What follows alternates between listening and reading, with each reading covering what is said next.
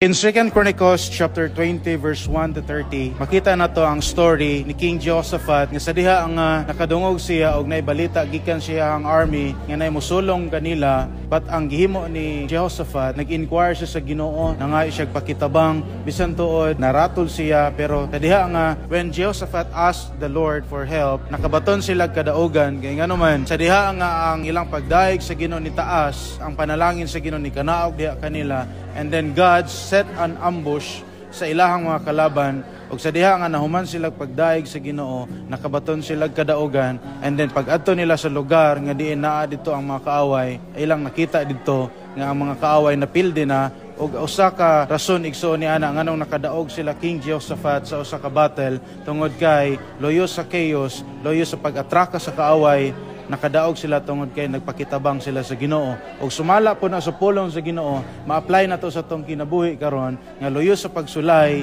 loyo sa mga threat sa kalibutan. Ang ato lang buhaton magpakahilom ta ug maayo tagpakitabang di sa Ginoo, kay nasayod ta nga ang saad sa Ginoo magauban siya kanato, ug kung naa ang Dios nato walay makabuntog kanato.